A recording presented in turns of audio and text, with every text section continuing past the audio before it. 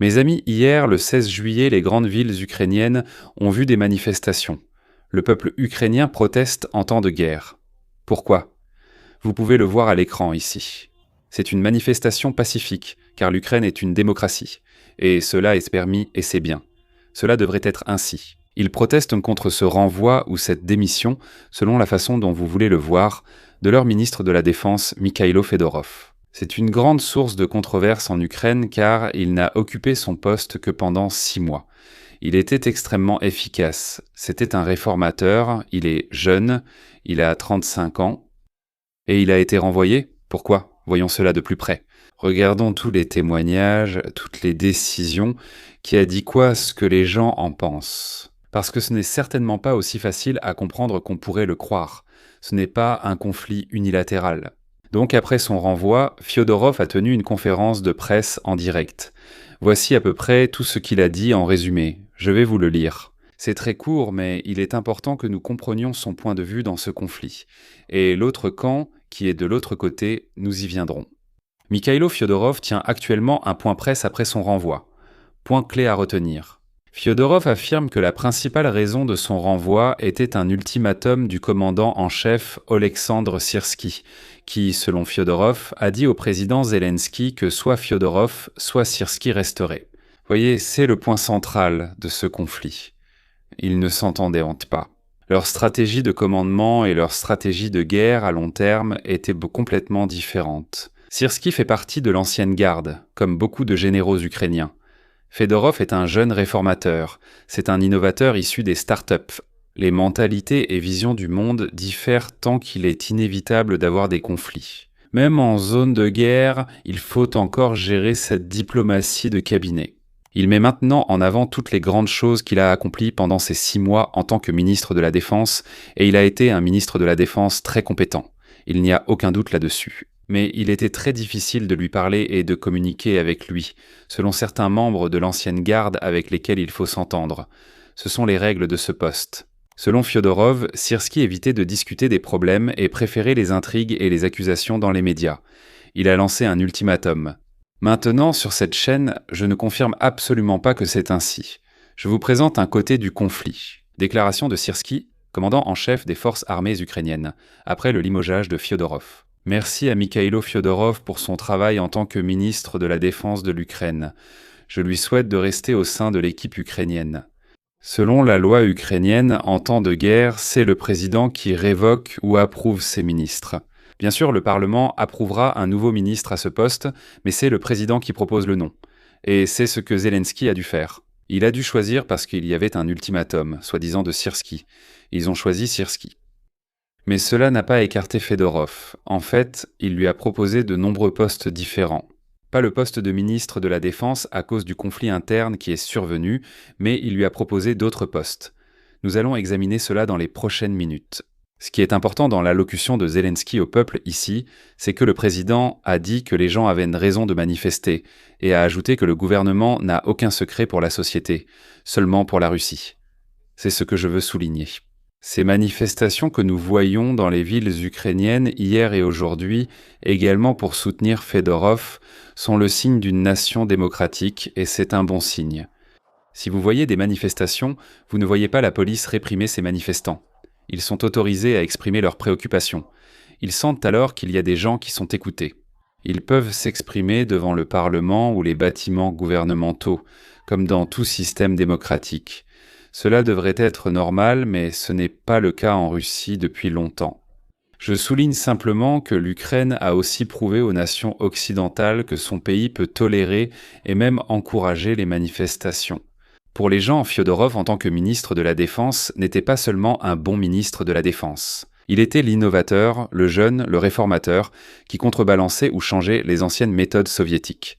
Fyodorov était un symbole d'innovation et de lutte contre la corruption. Il a donné l'espoir que les anciens systèmes inefficaces pouvaient être démantelés même sous le feu. Il n'a exercé que 6 mois. Alors, si nous regardons un peu objectivement, quel aurait pu être le problème ? Mis à part le conflit avec Syrsky, le chef d'état-major, un ministre civil qui se concentre fortement sur ses points forts, les réformes et l'innovation, peut involontairement négliger d'autres secteurs essentiels. L'un des défis immédiats les plus urgents de l'Ukraine est de réformer la mobilisation et de constituer des réserves pour contrer une éventuelle mobilisation russe à l'avenir. C'est l'un des points faibles de Fedorov. Il était un innovateur dans le domaine des startups. Il a accompli des réalisations extrêmement importantes, comme couper Starlink pour les Russes. C'est Fedorov qui a eu l'appel vidéo avec Elon Musk et qui a réussi à changer la vie d'Elon sur les Russes, car ensuite il a coupé Starlink. C'est l'un des plus grands accomplissements de Fedorov, personne ne peut le nier. Mais l'un des problèmes les plus urgents concerne la mobilisation, qu'il n'a presque pas abordé du tout. Alors, qui serait le nouveau ministre de la Défense ? De nombreux noms ont circulé. Zelensky a mentionné 2 noms et, tout récemment, il a soutenu Yevgeny Kmara. Kmara a été nommé chef par intérim du service de sécurité de l'Ukraine, ou SBU. Nous connaissons tous le SBU. Nous aimons tous le SBU. En début d'année, la loi ukrainienne lui interdit d'exercer en même temps les fonctions de ministre de la Défense.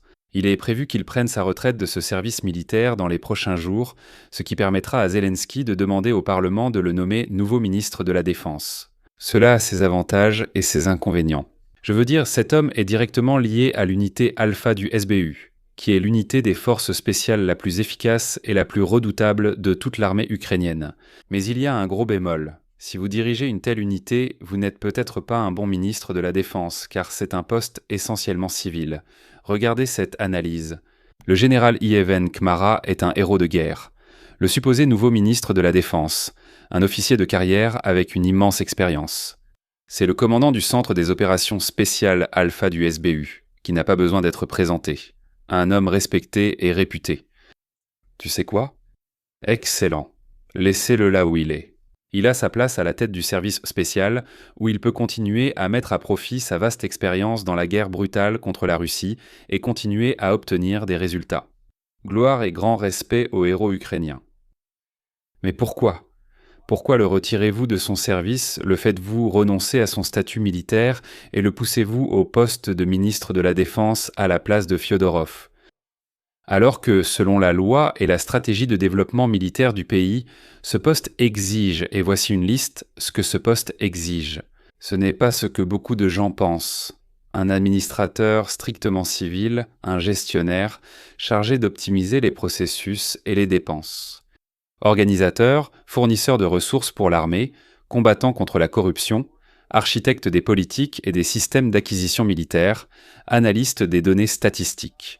Et quelqu'un capable de mener la mise en œuvre de l'IA militaire, de la numérisation et de la modernisation technologique des forces armées. D'après cette liste, Fyodorov était parfait, mais il serait faux de dire que tout le monde au sein du gouvernement ukrainien est un ange et qu'il n'y a pas de lutte interne. C'est même tout le contraire. Il y a énormément de luttes internes et les généraux qui ne communiquent pas bien ou ne s'entendent pas avec la direction seront limogés ou renvoyés. Fyodorov était un ministre de la Défense extrêmement efficace, mais il ne pouvait pas s'entendre avec Syrski. Et cela représente une grande partie de ce que signifie être ministre de la Défense. On ne peut pas avoir de lutte interne avec le chef de l'armée. Ce n'est tout simplement pas possible. Maintenant, je ne rejette pas la faute sur Fyodorov ou Syrski. J'essaie d'expliquer ce que c'est que d'être ministre de la Défense. Il s'agit de gérer l'ego de tout le monde. Il faut être efficace, comme indiqué dans cette liste de choses. Il est presque impossible d'être un ministre de la Défense satisfaisant en Ukraine en ce moment. C'est pour cela que ce poste change si souvent. Alors que la plupart des gens disent que l'Ukraine a choisi son ancienne façon de penser soviétique plutôt que le nouveau réformateur, libéral, innovateur, ce n'est pas aussi simple que ça. Et s'il vous plaît là, je vous demande de ne croire à aucun récit unilatéral concernant ce conflit, car c'est un conflit très difficile à comprendre. Et c'est pourquoi j'ai trouvé le meilleur résumé de ce conflit. Je vais vous le lire. C'est le plus équilibré que j'ai trouvé jusqu'à présent, et il y a de la vérité ici. Donc toute personne qui dit que les gens protestent, que c'était une mauvaise décision. Je ne suis pas d'accord avec la décision de renvoyer Fyodorov, mais je la comprends. Voyons cela. Nous avons obtenu beaucoup plus de détails sur le renvoi de Fyodorov. Ces détails sont extrêmement utiles.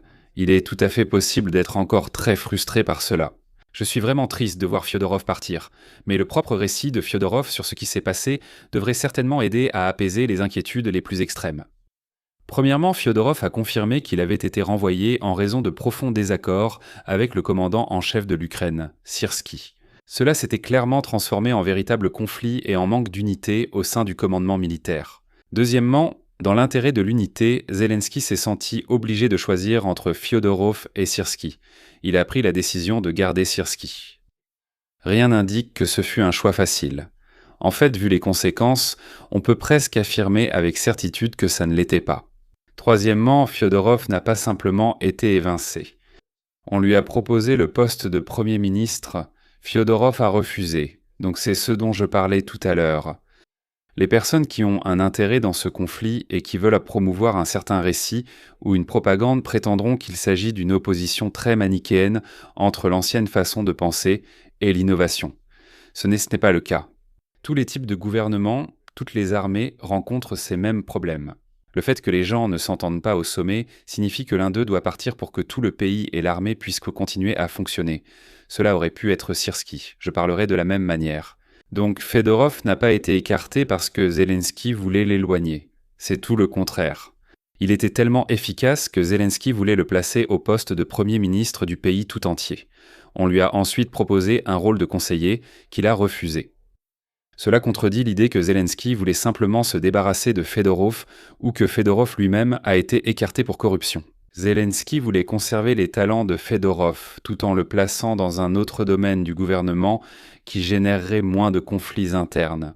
Si vous avez déjà dirigé une équipe, vous savez que deux personnes très efficaces et talentueuses peuvent se détester, ce qui peut briser toute l'équipe. Vous devez vous séparer de l'un ou de l'autre. Cela aurait pu être Syrski, les arguments auraient été les mêmes. C'est une situation classique qui se produit tout le temps au sein des gouvernements et de toutes les organisations. Un jeune réformateur entre en conflit avec l'ancienne garde, forçant la direction à prendre des décisions difficiles. On peut toujours être en désaccord avec ce qui s'est passé, mais il n'y a tout simplement aucune preuve ici que le renvoi de Fyodorov ait quoi que ce soit à voir avec des élites corrompues qui auraient évincé un réformateur pour continuer à gagner de l'argent, comme certains essaient de le faire croire, puisqu'ils veulent imposer ce récit. C'est le récit que j'ai entendu partout, sans aucune preuve concrète pour l'étayer. Dans l'ensemble, je crois que l'Ukraine surmontera cela et que l'Ukraine s'en sortira très bien. Fyodorov était un homme très important à un poste très important. Je suis vraiment triste de le voir partir, mais l'Ukraine est bien plus grande qu'un seul homme. Je suis d'accord à 100%. Zelensky était vraiment doué dans ce qu'il fait. Gérer l'ego des gens en temps de guerre, alors qu'il a besoin de leur talent et qu'ils ne peuvent pas se battre entre eux. Mais ils le font quand même. Il doit donc les déplacer et en assumer la responsabilité. Zelensky prendra personnellement un énorme coup dans les sondages puisque l'Ukraine est un pays démocratique et, lorsqu'ils gagneront la guerre, il y aura des élections démocratiques et Zelensky ne sera pas réélu. J'en suis presque certain. Donc il a encaissé le coup et il a fait ce qu'il devait faire. Dans le but de réduire les querelles internes, il a essayé de déplacer le ministre de la Défense, très populaire, pour en faire un Premier ministre. Je pense que c'est une décision très sage, mais Fyodorov a refusé. Cela résume tout ce sujet. Veuillez commenter à ce propos.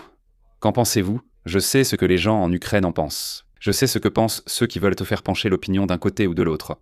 Mais vous qui vivez dans le monde occidental et entendez parler de ce conflit, j'ai essayé de vous présenter cela de la manière la plus objective possible. Puisque si Syrski avait été limogé, je pense que j'aurais parlé de la même façon. En connaissant la position de Zelensky, en voyant comment il est incapable de réorganiser les postes et les personnes pour éviter les luttes internes, c'est vraiment ce dans quoi il excelle. Il a fait exactement ce qu'il était censé faire. Essayez de minimiser les dégâts et de garder l'attention sur le combat contre la Russie. Mais mes amis, allons maintenant en Crimée. Parce que en Crimée, je vous ai trouvé deux récits différents. Deux femmes russes différentes vivant en Crimée parlent de ce qui se passe réellement là-bas. Ce premier témoignage, cette première femme, nous donne un aperçu très réel de ce qui se passe vraiment, et c'est sombre. C'est grave. Depuis que l'Ukraine a frappé la flotte fantôme sur la mer d'Azov, on parle de plus d'100 de navires endommagés, les moteurs ayant été détruits par des drones. La Crimée est complètement plongée dans le noir. Regardez ça. J'aurais probablement gardé le silence sur tout cela, mais cette situation a touché ma famille. Alors je veux dire la vérité sur la Crimée. Mes parents vivent à Jankoï, dans le nord de la Crimée. Et nous connaissons tous la situation là-bas en ce moment. Mais le problème, c'est que mes parents sont sans électricité depuis 1 semaine maintenant, sans aucun moyen de recharger leur téléphone là-bas. Papa a acheté une batterie externe, puis une deuxième. Mais il n'y a même pas d'endroit en ville qui fonctionne sur des générateurs. Par exemple, cela permettrait aux gens de recharger leur batterie externe ou téléphone. Par station d'alimentation, j'entends une batterie externe. L'eau est aussi rationnée selon un planning. 2 heures le matin, 2 heures le soir. Mais un gros problème, c'est que les gens commencent à être licenciés. Beaucoup de petites entreprises ferment tout simplement, mettant leur personnel au chômage. Et c'est une situation très incertaine. Tous ceux qui le peuvent partent. Et ceux qui ne peuvent pas continuent, tant bien que mal, à travailler à leur poste. Mais le gros problème, c'est que oui, on a donné 15 000 roubles à chacun, ce qui ne représente rien. C'est de la petite monnaie pour les pays occidentaux. Voilà ce qu'est l'aide russe pour la population. C'est quoi ? 200. Donc c'est vraiment rien, rien du tout. Mais ici, il n'y a absolument aucune autre aide. Je veux dire aucune du tout. Il n'y a pas de livraison d'eau. Aucune aide n'est prévue pour recharger les téléphones et stations, même pour ceux ayant le budget pour ces petites stations. Vous voulez acheter une grande station de batterie comme celle que l'Ukraine utilise, mais vous ne pouvez pas la recharger. Que ferez-vous sans électricité ? Donc vous avez mis vos dernières économies pour l'acheter et maintenant ça ne sert à rien. Il n'y a aucun moyen, par exemple, d'obtenir une station pour l'immeuble, n'est-ce pas ? Ainsi, les gens pourraient au moins faire fonctionner leur réfrigérateur, ce qui est essentiel, car sans électricité, il ne fonctionne pas.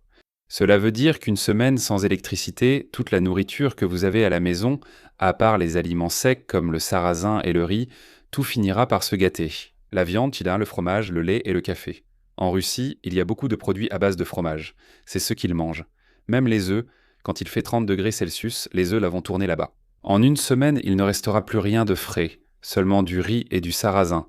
Ce n'est pas la famine, ils ne mangeront que du riz, sans risque de mourir de faim. Mais quand même, c'est une situation vraiment très désagréable. Vous devez jeter de la nourriture et vous ne pouvez pas en acheter de nouvelles parce que vous n'avez pas de frigo. Vous vivez sans frigo car toute la nourriture tourne. Il fait chaud dehors. Pour être honnête, il y a une situation terrible à Jankoï, et en fait dans toute la Crimée, et il n'y a absolument aucune aide extérieure. Il n'y a aucun soutien pour les habitants de la ville, c'est donc un tableau très sombre. Et ce n'est pas rien, car la Crimée compte plus de 2 millions d'habitants. Beaucoup de gens partent maintenant. C'est un exode de la Crimée et c'est une bonne chose. Mais malgré tout, cela pourrait devenir une catastrophe humanitaire que la Russie ne peut pas ignorer. Ils l'ignorent en ce moment, avec beaucoup de succès, niant simplement que cela existe. Mais en ce moment, ils sont entièrement responsables de fournir l'eau, l'électricité, toutes les commodités, le gaz et le diesel à la Crimée. Si c'est la situation, le gouvernement russe est responsable de ne pas fournir ces choses, donc ils devront rendre des comptes. Et pour illustrer encore davantage la situation, voici une autre femme de Crimée qui va parler de la façon dont ils essaient d'obtenir de l'essence. Parce que nous avons parlé de l'électricité et de l'eau, mais il y a une énorme pénurie d'essence et de diesel en Crimée. C'est l'une des pires de toute la Russie. Je veux dire, bien sûr, il s'agit de l'Ukraine occupée, mais quand même. Hier, j'ai réussi à obtenir un code QR pour faire le plein. Puisqu'en Crimée, les autorités locales ont mis en place un système de code QR qui fait que vous ne pouvez pas acheter de carburant si vous n'avez pas de code QR. C'est comme un bon délivré par le gouvernement local qui vous permet d'acheter du carburant. Le code QR est valable pendant 24 heures, donc aujourd'hui jusqu'à 21 heures. Je n'ai pas réussi à obtenir ce code QR pendant 3 semaines auparavant. Oui, c'est comme une loterie. Il faut l'obtenir. Ce n'est pas tout le monde qui l'a. Seulement une personne sur 10 environ l'obtient à chaque fois. Moi, j'ai attendu 3 semaines pour ce code. Je suis à la station-service depuis 15 heures, j'ai commencé il y a 4 heures et demie. Pendant ce temps, il y en a eu 2. Il y a eu 2 alertes pendant lesquelles l'essence n'était pas distribuée. Maintenant, une panne d'électricité dure depuis 1h30, impossible de faire le plein. Le code QR devient inutilisable et va expirer. Impossible d'obtenir du carburant après 3 semaines d'attente. Et maintenant, il te reste encore quelques heures avant que la station-service ne ferme à 21 heures, c'est ce qu'elle dit. Et il n'y a pas d'électricité pour pomper l'essence. Donc ce code QR ne va pas te sauver. Rien ne va te sauver. Parce que si tu obtiens le code, il n'y a pas d'électricité. S'il y a de l'électricité, il n'y a pas d'essence. S'il y a de l'essence, le code QR ne fonctionne plus. Donc tu es fichu dans tous les cas. De toute façon, si tu vis en Crimée, c'est fini pour toi. Il vaut mieux partir. Et d'ailleurs, ils en arrivent à cette décision. Ils partent par dizaines de milliers. Le pont de Kertch est assez plein dans le sens de la sortie de Crimée. Très peu de voitures vont dans l'autre sens. Mes amis, en parlant de la situation du ministre de la Défense ukrainien et du conflit avec le chef d'état-major, un tel conflit, quand je soutiens l'Ukraine, c'est très difficile d'en parler ouvertement, puisque je sais que les gens veulent soutenir l'Ukraine aveuglément, sans reconnaître que l'Ukraine est un pays comme les autres, avec exactement les mêmes conflits, dirigés par des personnes qui ont exactement le même ego que n'importe quel autre ministre ou chef d'état-major. Or, ces situations existent depuis des milliers d'années. Gérer deux gros bonnets qui sont tous les deux populaires et efficaces, pourtant l'un d'eux doit partir. Vous ne pouvez pas les faire travailler ensemble. Ce n'est absolument pas une situation nouvelle. C'était déjà le problème à Rome à leur apogée il y a 2000 ans, lorsque les consuls, le Sénat ou César géraient leurs généraux. Aujourd'hui encore, en Ukraine démocratique, un ministre de la Défense très populaire a été limogé, ce qui provoque des protestations. Je suis content qu'il proteste, car cela me montre que l'Ukraine est une nation démocratique, mais nous devons tous comprendre que ce n'est rien de nouveau et qu'il n'y a aucune honte à avoir. C'est simplement la réalité de la situation. Zelensky doit trouver un équilibre entre des personnes très compétentes afin qu'elles ne se disputent pas entre elles. Je pense qu'il a fait du bon travail et qu'il a subi une énorme baisse de popularité. Il en porte la responsabilité. Rendez-vous à ma prochaine vidéo, mes amis, chaque lundi, mercredi et vendredi. Assurez-vous de revenir et au revoir.